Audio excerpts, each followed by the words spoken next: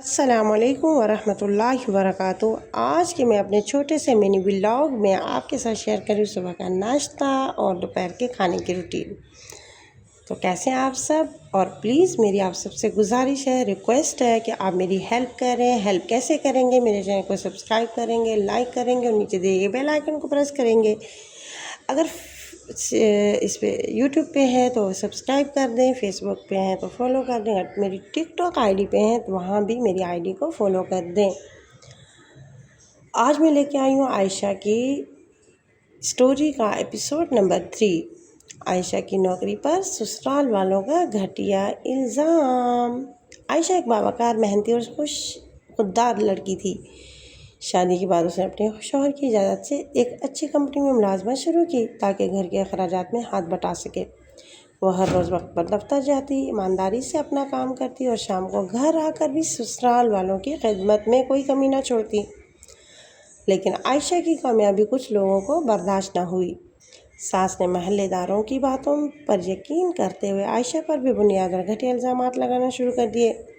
وہ کہنے لگی، نوکری تو صرف بہانہ ہے، نہ جانے باہر جا کر کیا کرتی ہے۔ یہ الفاظ عائشہ کے دل پر تیر کی طرح لگے، کیونکہ وہ جانتی تھی کہ اس نے ہمیشہ اپنی عزت، کردار اور خاندان کی عزت کا خاص خیال رکھا ہے۔ ہر روز نئے تانے، نئی باتیں، جھوٹے الزام اس کی زندگی کا حصہ بن گئے۔ عائشہ خاموشی سے سب کچھ برداشت کرتی، کیونکہ وہ گھر ٹوٹنے نہیں دینا چاہتی تھی۔ اس کی آنکھوں سے آنسو بہتے مگر زبان سے کبھی بد دعا نہ نکلتی۔ ایک دن عائشہ کے دفتر سے اس کی بہترین کارکردگی پر تعریفی سرٹیفکیٹ اور ایوارڈ ملا۔ کمپنی کے اعلیٰ افسران نے اس کی ایمانداری، محنت اور اچھے اخلاق کی تعریف کی۔ جب یہ حقیقت سب کے سامنے آئی تو سسرال والوں کو اپنی غلطی کا احساس ہوا کہ انہوں نے بغیر کسی ثبوت کے ایک پاک دامن بہو پر الزام لگا دیا۔ عائشہ نے بدلہ لینے کے بجائے صرف اتنا کہا، الزام لگانا آسان ہے مگر کسی بے گناہ کے دل پر لگنے والا زخم بھرنے میں برسوں لگ جاتے ہیں۔